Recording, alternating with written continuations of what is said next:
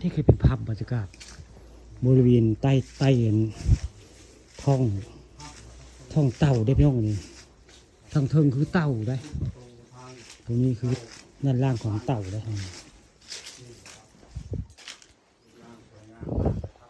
นี่คือเป็นภาพบรรยากาศในใต้พื้นท้องเต่าได้เลยตัวเลขมันนี่มาบริเวณพญาเต่าหินพี่น้องมันคักได้หมดในกันนี่เป็นแบบนี้ได้นี่อันจะครึ่งคือเห็นคือท้องเต่าแล้วนี่คือท้องเต่าได้ที่คอยเห็นนี่ตอนบ่ายมันนี้พามาเบิ่งบริเวณท้องเต่าพี่น้องบุคาพันข้ามผสมมายืนว่ายืนจาในท้องเต่าได้นี่ท้องเต่าหินได้เดี๋ยวคนก็เห็นวิวทิวทัศน์ได้พอวัดทา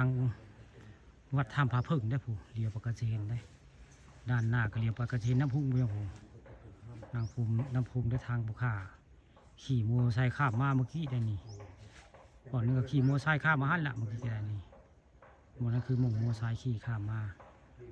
หัวตะไกคือเป็นวัดทางขึ้นวัดผาพึ่งแล้วนี่คือเป็นภาพบรรยากาศในบริเวณพญาเต่าหินบ้านเตางอยแหละเด่นอำเภอเตางอยแล้วนี่ทางถึงนี่ท้องเต่าได้นี่จะเป็นถ้ำพญาหินเต่าหินนะครับบ่เคยมาจากเทือกได้ภูเขาก็ได้มื้อนี้มาภาพท้องเต่าหินทางโค้งไปโค้งกลางได้นี่เป็นนี่ได้พี่น้องเห็นหม่งใต้เท่าหินนี่กันนี่บ่เคยมาจากเทือกพี่น้องมื้อนี้มาเห็นคักในบรรยากาศนี่จะมาดูทางด้านนี้นะครับมาดูวิวทางด้านนี้ครับมากับทีมงานได้รุ่มคุณได้มื้อนี้ปานเดียวกับอันประตูเมืองของมดรถพี่น้องย่างเข้ามาในพลุนี่ได้นี่ตามประตูเมืองก็รถได้นี่นะคือบริเวณพญาหินเต่าอำเภอเตางอยได้นี่คือท้องเต่าแล้วพี่น้องท้องเต่าคักแล้วนี่ท้องพญาเต่าหินได้เต่าหินที่อยู่มุมนี้เดี๋ยวนี่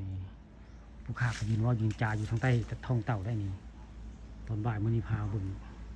เต่าหินทางโค้งบ้านโกกลางแล้วนี่